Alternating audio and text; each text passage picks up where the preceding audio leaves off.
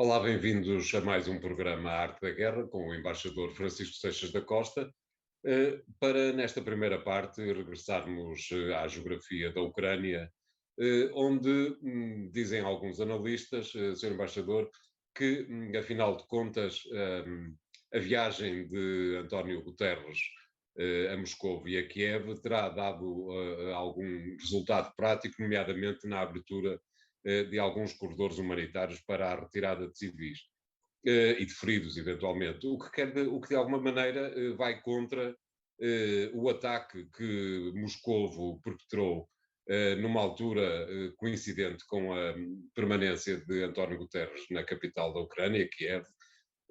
Como é que vê toda esta situação que decorreu nos últimos dias, sendo certo que ninguém parece conseguir perceber muito bem o que é que se passa com os civis que estão a ser, que vão ser, que eventualmente virão a ser retirados dos cenários de guerra mais intensos? A visita de António Guterres, como nós sabemos, foi criticada por algumas pessoas que acharam que foi demasiado tardia e, em particular, sob o espectro de que as Nações Unidas, em geral, acabavam por ser uma entidade irrelevante no quadro de uma guerra desta dimensão. António Guterres procurou justificar a sua visita, e há um ponto importante que eu gosto de sublinhar sempre nesta visita de Guterres, é não tanto a visita a Moscovo e a Kiev, mas a circunstância de Guterres ter passado, inicialmente, na véspera, por Ankara. Isto porquê?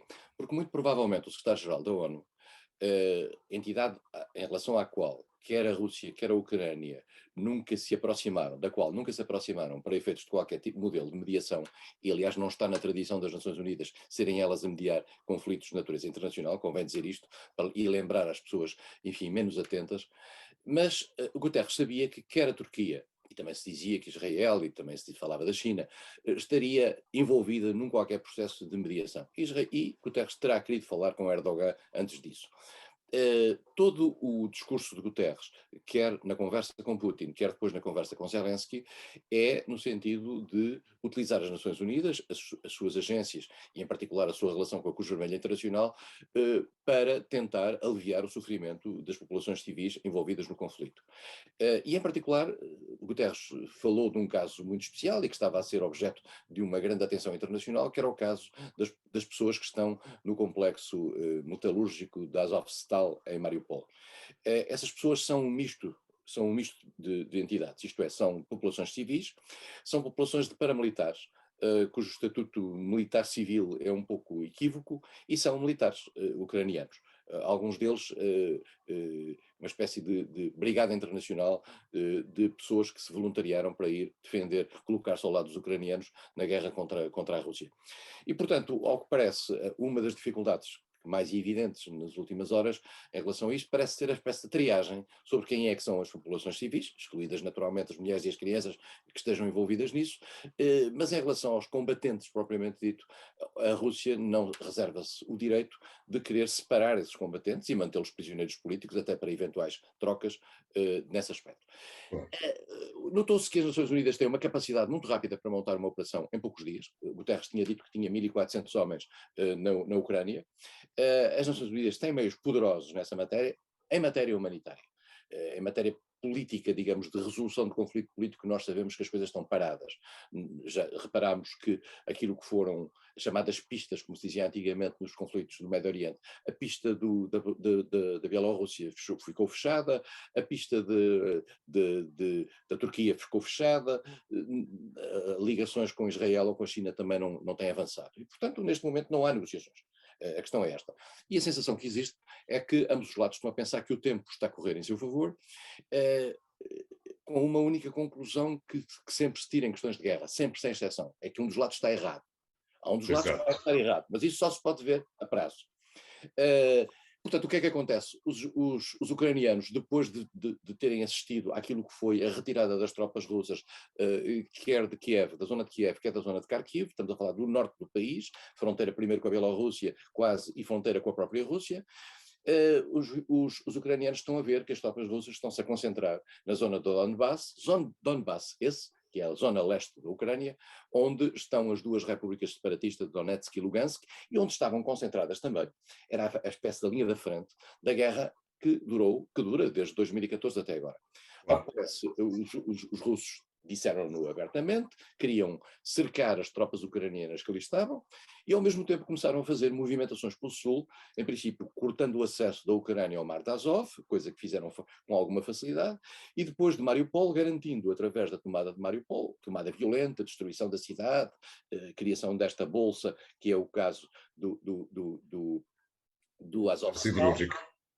Não se percebe se a Rússia quer continuar na sua progressão até Odessa e depois quebrar, fazer a linha de cruzamento para a Moldova e aí ligar eventualmente às tropas pequenas, poucas tropas russas que estão na Transnistria, ou se pretende pura e simplesmente bombardear no sentido de destruir algumas infraestruturas. Não é muito claro o que é a postura russa. Uma coisa parece clara, é que no dia 9 de maio, dia tradicional em que a Rússia comemora a vitória da grande revolução, da grande guerra patriótica, que é a vitória sobre os nazis na Segunda Guerra Mundial, a Rússia não vai ter condições para explorar nenhuma vitória. Já há uma declaração do Kremlin no sentido de dizer não estamos presos a nenhuma data, o que significa naturalmente que as coisas não estarão a correr tão bem quanto eventualmente se podia presumir.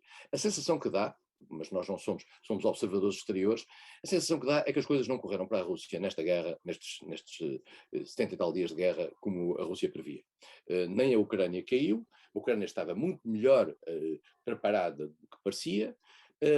Por outro lado, a Ucrânia está a ter neste momento forte apoio de natureza militar e infraestrutural ocidental, que lhe permite equilibrar de certa maneira a guerra, em particular nas zonas onde não há uma presença objetiva de tropas russas, onde os russos só podem atuar através de mísseis. E os russos com esses mísseis estão a procurar destruir não só as infraestruturas de defesa antiaérea ucraniana, como estão a procurar destruir, como aliás se viu ontem, há dias, em Odessa, infraestruturas de natureza rodoviária ou ferroviária, por forma a diminuírem a capacidade de acesso de apoio militar que venha do Ocidente, em particular da Roménia, da Eslováquia e da Polónia em particular. E esse é, digamos, o grande problema para o futuro para a Rússia no quadro desta guerra, em que a Ucrânia está mais otimista, mais confiante e, por isso mesmo, menos propensa a qualquer negociação. Exatamente. E esse é o problema.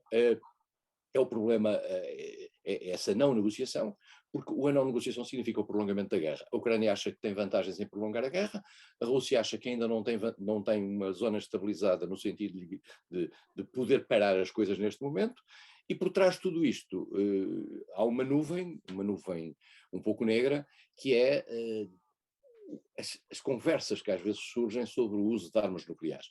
Claro. Armas nucleares de natureza tática, que se diz que a Rússia pode utilizar, isto são armas limitadas que têm a ver ataques a cidades, mas com fortíssimo impacto em termos de mortes de populações, ou armas nucleares estratégicas, mas isso significaria um confronto mundial. São as armas, digamos, dos mísseis intercontinentais, etc. E, portanto, a conversa dentro da Rússia é muito... Há uma expressão inglesa muito bonita que é jingoísta, que é ao mesmo tempo agressiva e guerreira. O jingoísmo faz parte hoje, aparentemente, da retórica russa. Enfim, veremos é que se o jingoísmo não passa à prática, e esse é que é o nosso problema. Claro. Sr. Embaixador, para uma resposta muito rápida, qual é que lhe parece que, mesmo que é muito evidente que a guerra não pode acabar no próximo dia 9 de maio, mas os russos e o resto do mundo vai ter toda a atenção, não se livrarão de um discurso de Vladimir Putin nessa data. Qual é que acha que vai ser o teor desse discurso, ou as notas principais que ele vai tentar passar, tanto para o povo russo como para os observadores externos? Eu não queria ser irónico, mas Putin vai provavelmente dizer que a Rússia se tem sacrificado imenso pela libertação da Ucrânia. Exatamente. Porque é este o discurso que a Rússia tem. A Rússia acha que a Ucrânia está colonizada por um bando de facínoras, nomeadamente com estruturas neonazis associadas, que estão, digamos, a tomar como refém o seu povo. E o discurso que se vê, aliás, viu-se isso em relação, durante algumas reportagens feitas pela televisão internacional sobre conversas tidas entre os soldados russos e os ucranianos, é no sentido de dizer: nós vimos aqui para vos libertar. Exato. Portanto, Putin vai dizer: estamos a fazer um esforço, que está a ser um esforço pesado, mas é um esforço essencial para aquilo que é a própria existência da Rússia no plano internacional e o próprio equilíbrio da Rússia face ao mundo ocidental. Esse esforço é pesado, tem consequências, tem mortos, tem materiais, etc., mas é um esforço essencial para a nossa sobrevivência.